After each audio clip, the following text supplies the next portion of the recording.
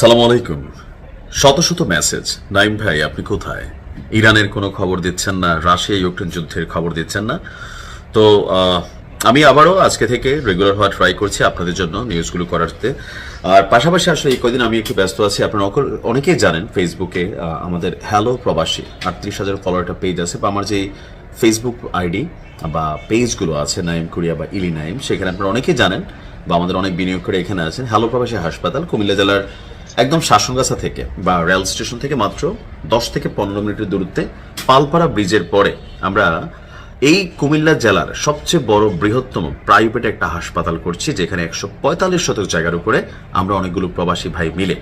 তো হয়তো এই ভিডিওর মধ্যে অনেকে কমেন্ট করবেন যে ভাই আমরা শেয়ার নিতে ইচ্ছুক, আপনি আমাদের অফিসে যোগাযোগ করতে হবে অথবা আমার আইডিতে ঢুকলে অনেকগুলো জিনিস পাবেন। তো যাই হোক, খেলা অন্যদিকে জমছে। একদিকে আমি যখন হ্যালো প্রবাসী হাসপাতাল নিয়ে ব্যস্ত, এর মাঝখানে ইরান তারা প্রমাণ করছে যে তারা এখন আর মিডল ইস্ট ভিত্তিক শক্তিশালী কোনো রাষ্ট্র না, তারা এখন ইন্টারন্যাশনালি অর্থাৎ সর্বশেষ মার্কিন যুক্তরাষ্ট্র ইসরায়েল যুদ্ধের পরে ইরানের যে নতুন আরেকটা যাত্রা শুরু হলো, এই যাত্রায় এবার মার্কিন যুক্তরাষ্ট্রের আরেকটা বিশ্বস্ত ভাই অর্থাৎ আমেরিকা এ যাবৎকালীন যতগুলো যুদ্ধ বাধাইছে মিডল ইস্টে বিশেষ করে, প্রত্যেকটাতে পেছন থেকে যিনি সবচেয়ে বেশি ভূমিকা রাখে জার্মানি আর হচ্ছে যুক্তরাজ্য।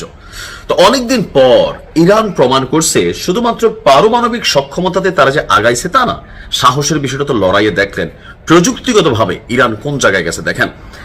ইরানের যে বিদ্যুৎ কেন্দ্রগুলোতে সম্প্রতি মার্কিন যুক্তরাষ্ট্র আপনার অভিযান চালিয়েছিল বা হামলা চালিয়েছিল, সেখানে যুক্তরাজ্যের একটা ব্যাকআপ ভূমিকা ছিল। তো মার্কিন যুক্তরাষ্ট্রকে বড়ানোর জন্য মধ্যপ্রাচ্যের যে রাষ্ট্রগুলো আছে লাইক কাতার, দুবাই, সৌদি আরব একটা উত্তাল অবস্থান আছে, কিন্তু যুক্তরাজ্যে কি করা যায়? তো যুক্তরাজ্যের আলাদা ওইভাবে বড় কোনো যেহেতু ঘাঁটি নাই, দুই একটা আছে, এগুলো তো টার্গেট করছে। এবার করছে কি, যুক্তরাজ্যের ভেতর ঢুকাই ইরান তাদের সক্ষমতা দেখাইছে। মাত্র একটা টিপ, একটা না টোটাল 4টা টিপ দিচ্ছে, সম্ভবত 4 টিপে একটা বিশাল এরিয়া আন্ধার হয়ে গেছে। খেলাটা কি? খেলাটা হচ্ছে প্রযুক্তি।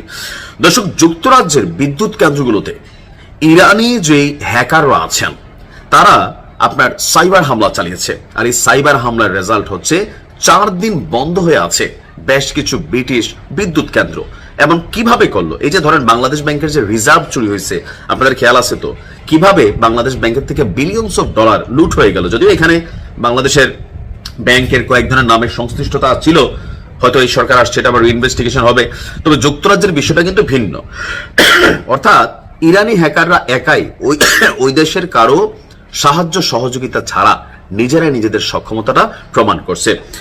যুক্তরাজ্যের একটি বিদ্যুৎ কেন্দ্রে 4 দিন পুরোপুরি বন্ধ ছিল, জানিয়েছে কে?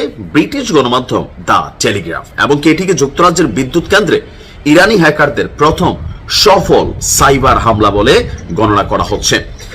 হামলার পর বিদ্যুৎ কেন্দ্রটি সম্পূর্ণ বন্ধ হয়ে যায়। পরে কর্মীরা টানা ওভারটাইম করে এমনকি বিশেষজ্ঞ প্রযুক্তিবিদ যারা আছেন তাদেরকে এনে ইরানের এই সাধারণ হ্যাকারদের কাছ থেকে তারা তাদের এই বিদ্যুৎ কেন্দ্রের যে উৎপাদন ব্যবস্থা অথবা যে মনিটরিং সিস্টেম সেটাকে পুনরুদ্ধার করে। এমনকি এখন কোনটা এটা? ব্রিটিশ কর্তৃপক্ষ নিজেদের মান সম্মান বাঁচানোর জন্য, থাকে না যে তুমি আমার একলা রুমে মাইরো, আমার কোনো সমস্যা নাই, কিন্তু কারোর সামনে যদি একটা বেয়াদবি করছো, একটা চোখ লাল করছো, এটা ইজ্জত খা মামলা ভাই, অনেকে আছে এটা নিতে পারে না। তো এরকমই আর কি। ধরেন ব্রিটিশরা তো সারা পৃথিবী রাজ করে, এখন তাদের বিরুদ্ধে যখন কেউ কোনো অ্যাকশনে যায় মাইর খায় কিন্তু আওয়াজ করে না, চুপচাপ এটাকে হজম করে। এখন ইজ্জত কা সওয়াল হয়, এই জন্য আসলে বলে নাই কোন বিদ্যুৎ কেন্দ্রগুলোকে টার্গেট করছে।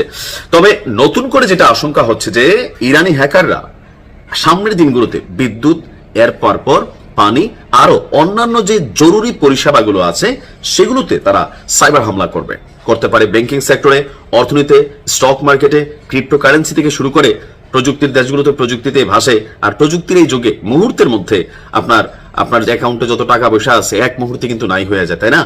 অর্থাৎ তথ্য প্রযুক্তির একটা যুদ্ধ তো চলছে। তো আমার মনে হয় এই মুহূর্তে ইরান জ্ঞান, বিজ্ঞান, প্রযুক্তির কোন লেভেলে গেছে, যারা আরব দেশে বসে ইরানকে গালাগালি করেন বা মনে করেন আরে এরা তো ভাই শিয়া, হোক না শিয়া, তার কবরেতে যাবে, তার বিচার আল্লাহ করবে।